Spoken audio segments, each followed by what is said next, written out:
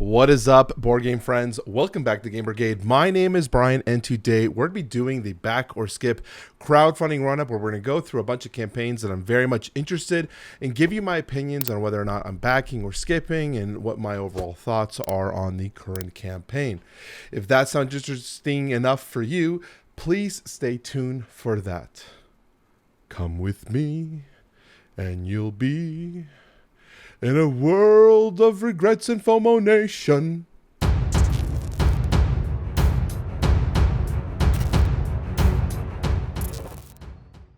Okay, so the first game I wanted to take a look at was Apex Legends. I believe this is by Glass Cannon Unplugged. Yep, Glass Cannon Unplugged. And this is the first-person shooter adaptation from the video game, the PC game Apex Legends. I have played the PC game, so I was curious to see what this one would look like. I give good props, if you haven't already, to check out the video. It does a very, very good job in terms of describing the gameplay and the mechanics and how the overall theme is going to be implemented into the game. And I was also, if you don't know, Apex Legends is a massive arena. It's a battle arena, but with the arena is going to be shrinking as the game continues to force the battle arena, the contestants or the people in the game, to be isolated, centralized in a certain spot. And they have a mechanic where they show that, and I thought this was really cool. So you can see they have these orange barriers that is representing the shrinking of the map, which is super, super cool. So the good job in terms of that. Overall, I'm impressed with what they've done here in terms of bringing the video game to life on the tabletop. I do think that there is a bit of a casualty here in regards to Mythic Games and the timing for Apex in regards to the type of game it is. This is a skirmish battler game, very much similar to Rainbow Six Siege from Mythic. And I personally, because I paid the added cost for Mythic, I can't see and justify to myself adding on Apex Legends, the board game, when I'm already going to have Six Siege. If I didn't have the choice, I would really have to consider the gameplay aspects of both. Apex Legends looks good, but so did Six Siege. I don't know. So that's it. I do think Apex Legends looks good overall, but like I said, it's not doing nearly as well as you would expect to do from an IP of this size, and also from a gameplay mechanics that seem to equate very well to the video game. But this isn't also a franchise that resonates with a lot of board game people, so if you're targeting the board game audience, it's not going to do well. If you're targeting the video game audience, are they going to spend $100 plus on your board game? So that's the question that you have to ask on that one. I don't know. What do you think, guys?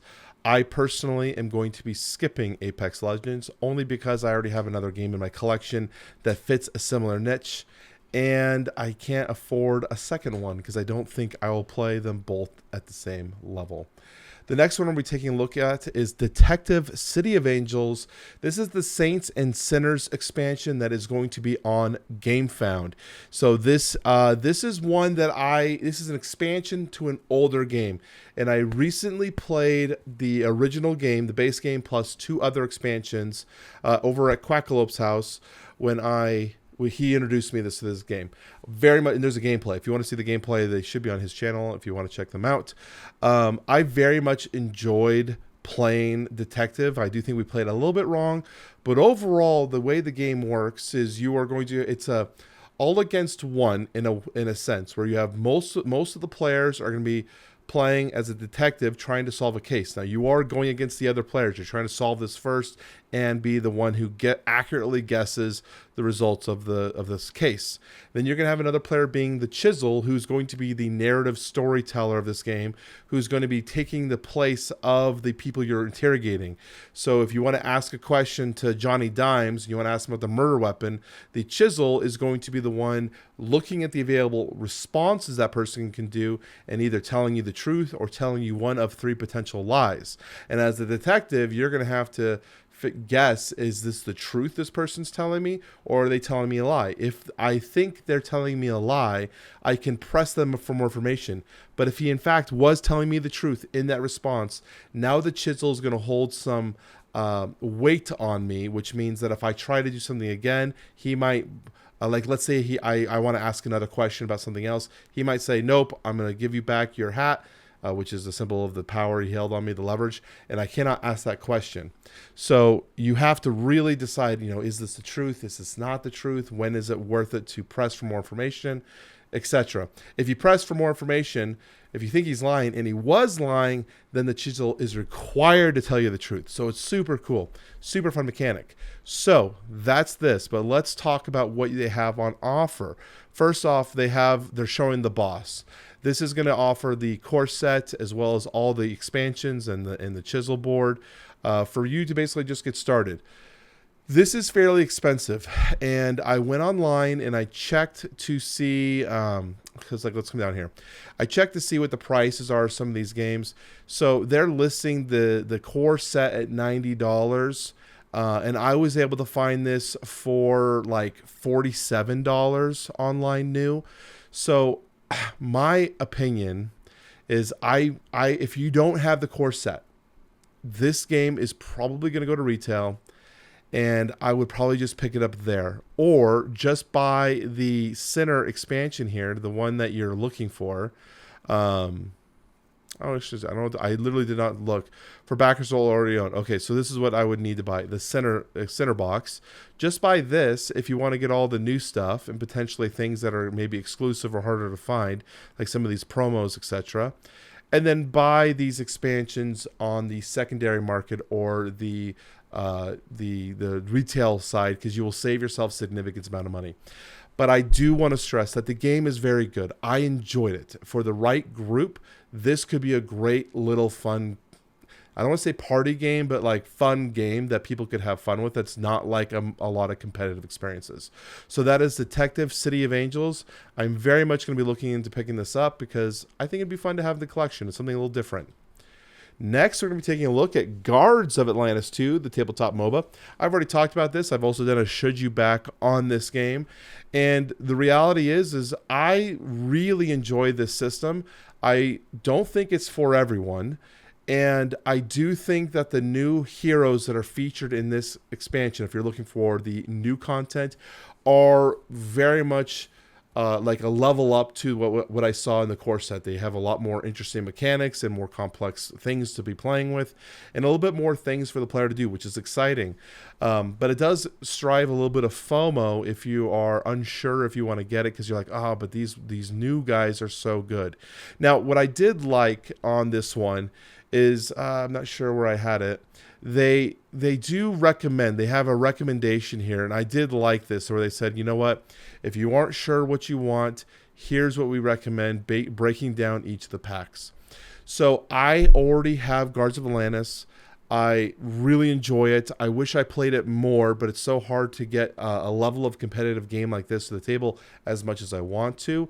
But I would love to pick up the expansion packs. I think it's something that I have to consider to looking at getting based on my available budget from the entire month. That's the hardest part, is always trying to budget yourself, because there's a lot of big titles still to come on this list. So right now I'm not backing it. I haven't claimed my reward, but I definitely do want the new expansion. So this is Guards of Atlantis 2.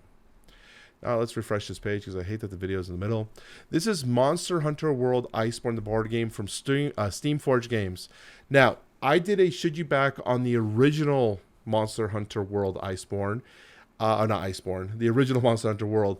And I was asking the question, as a boss battler, when we have so many other boss battlers like Primal, Aeon's Trespass Odyssey, Kingdom Death, Oathsworn, what would make me want to own Monster Hunter? And I ultimately decided it wasn't worth it for me.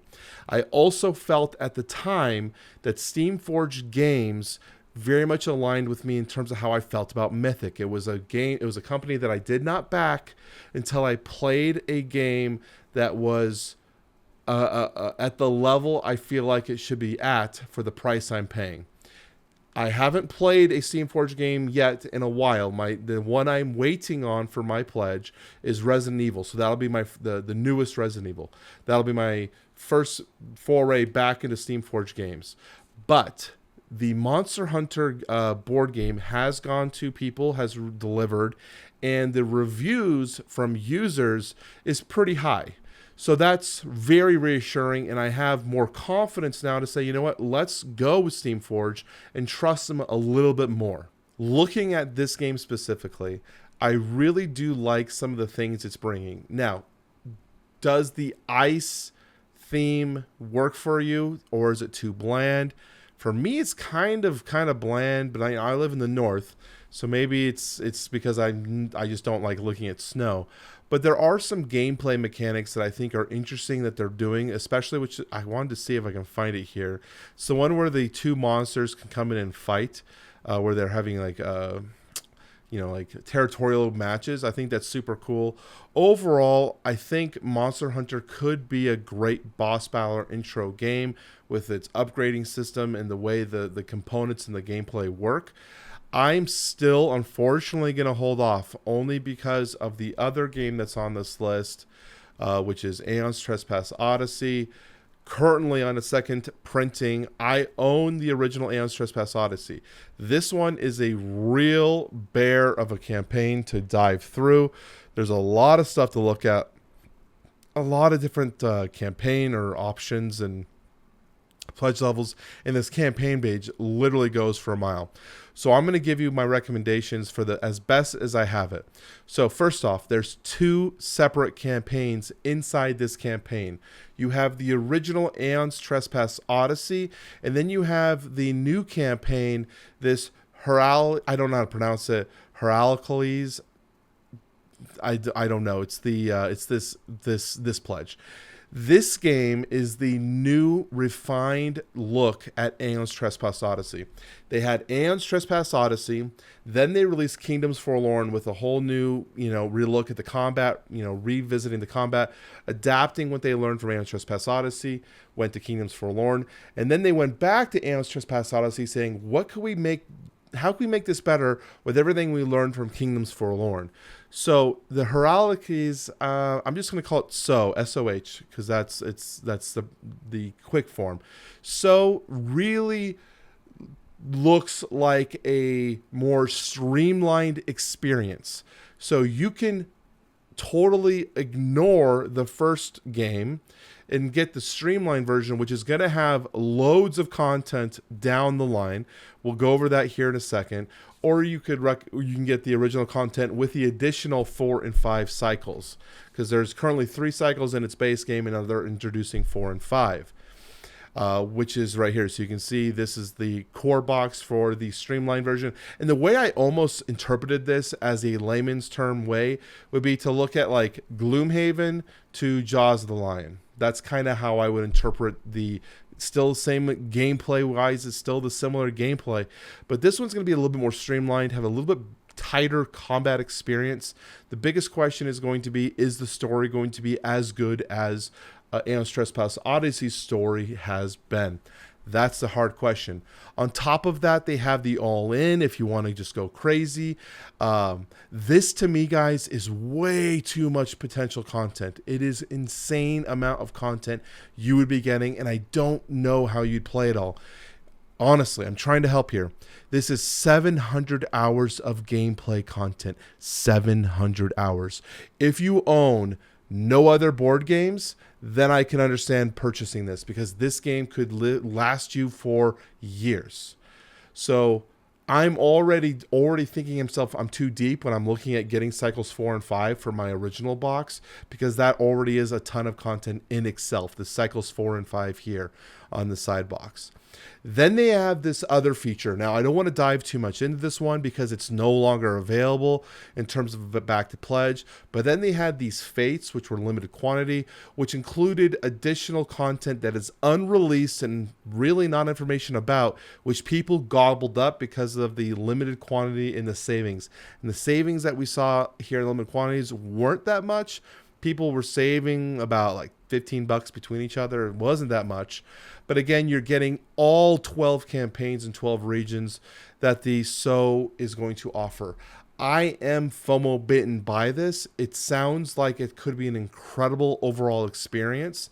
But again, I have to ask myself, Do I want my Aeon's Trespass Odyssey, or do I want So? I don't think I can have both. So that's the question here on this one. Then they have some add-ons that you could take a look at. You have some Primordials and Titans. If you don't know what this game is, by the way, I'm just sitting here talking about this is expensive, this is huge, and I haven't even said like what the freaking game is. This is another boss battler that puts players in the role of a Titan, where you are this large fighting machine, I guess, against these Primordials that are these large monsters ravaging the land. So think Evangelion, Neon Genesis Evangelion, or Pacific Rim kind of thing, if you want to think easier ways. That's kind of how this game is.